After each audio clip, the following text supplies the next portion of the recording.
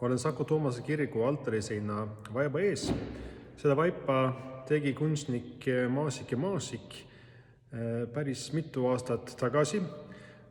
See seisis ühes kaabelis Keilas, Stackelbergi kaabelis, aga seda kaabelit eriti ei kasutatud ja nad olid siis nõus seda meile laenata. Et see on meil nüüd laenuks ja see sobib väga hästi siia Saku Toomase kirikusse minu meelest. See on eriti ilus ka.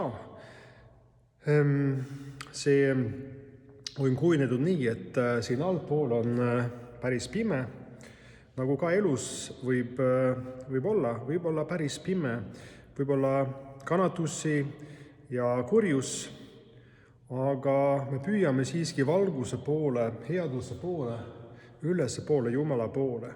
Ja mis mulle eriti meeldib selle vaibaga on see, et samaaegselt kui see on rist, siis kujuneb need ristitiivad nii-öelda ka tuve tiivad ja nagu võib-olla teate, on ju tuvi püha vaimu sümbol.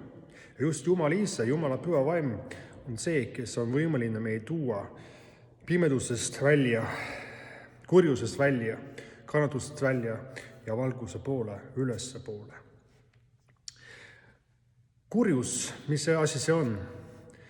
Õigeusu teoloogias tegelikult võib öelda, et kurjus on iseeneses mitte midagi, see on headuse puudus. Kas see siis on või ei ole? Vähemalt hea on see, et Jeesus võitis üle kurjuse, üle saatana, kui ta oli ristil, löödi risti ja tõusis jälle üles, võitis üle surma. Aga siin maailmas me seda igapäevaselt ei märka. Taevariigis on puhas, seal valitseb vaid Jumal. Seal on vaid headus, täis armastus ja nii edasi. Aga meie maailmas, siin on üksteise kõrval endiselt kurjus ja headus, pimedus ja valgus. Ja kurjus on ühelt küljelt vaimulik, ehk siis saatan üritab meid kiusata, tõmmata tema poole. Ta tuleb nagu valguse ingel ja üritab siis meid võita iseendale. Saatan tuleb kreeka keelest saatanas, mis tähendab vastane. Üks teine sõna saatana kohta on ju kurat, mis tuleb kreekakeelse sõnast diabolos, mis jälle siis tähendab see, kes hajutab. Sest ta hajutab inimest üksteisest ära, abielupaare üksteisest eemal, sõbrad, perekonnad üksteisest eemal ja üldse inimest Jumalast eemal. Tema on see, kes hajutab. Aga Jeesus on tulnud ja ta võitles saatanaga ja võitis ristil. Aga see võit siin maa peal, see ei ole veel valmis. Selles mõttes, et meie elame siin kurjusega ja headusega, valgus ja pimedusega üksteise kõrval. Ja küsimus on siis, mida meie valime? Kelle poole meie pöördume? Kas me pöördume saatana poole või Jumala poole? Pimedusse, valgusse poole, headusse või kurjuse poole?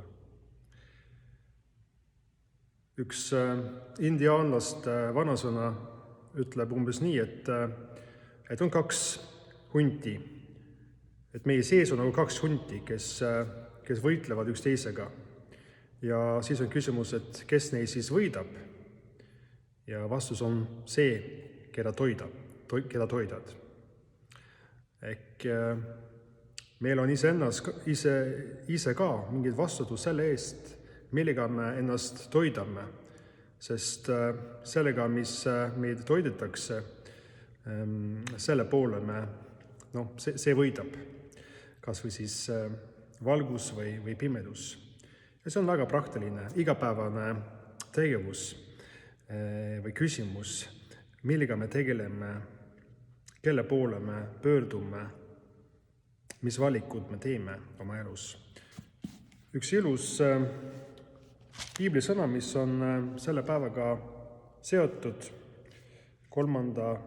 paastoja 3. pühapäevaga seotud, on Efeeslaste kirjast 5. peatükist. Ärgu ükski petku teid tühjade sõnadega, sest niisuguste asjade pärast tuleb Jumala viha sõnakuulmatute laste peale. Ärge siis saage nende kaaslasteks, sest varem te olite pimedus, nüüd aga olete valgus issandas. Käige nagu valguse lapsed. Valguse vili on ju igasuguses headuses ja õigluses ja tões. Uurige, mis on issandale meelepärane, ja ärge hakake pimedusse viljatud tegude kaasosaliseks, vaid pigem paljastage neid. See on Efeeslaste 5. Jeesus teab, et ei ole lihtne teha õiged valikud. Jumal on loonud meid vaba tahega, armasusest ja siiski meil puudub või tundub, et meil puudub võime teha õiged valikud. Jeesus ütles kord oma jüngritele, vaim on küll valmis, aga liha on õder. Aga siis ta ütles ka, et valvake ja palvetage, et te ei satuks kiusatusse. Sest nimelt Jumalaga koos saame võita üle kurjuse oma isiklikud võitlused. Temaga koos saame võita üle saatana ja üle pattu, üle kiusatuste ja lõpuks ka üle surma ehk igavese surma. Nagu vist eestlased kunagi ütlesid, üks päev me võidame niikuinii.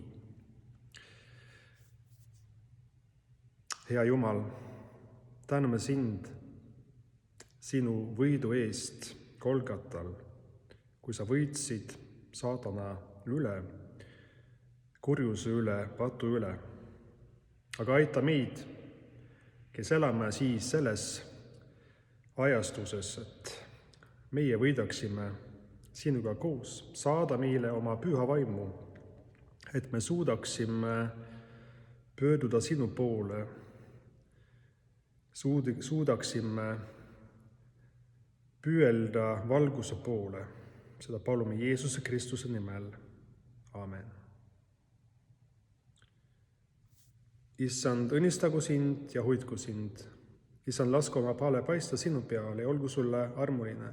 Issand, tõsku oma paale sinu üle ja andku sulle oma rahu Isa, Poja ja Püha Vaimu nimel. Amen.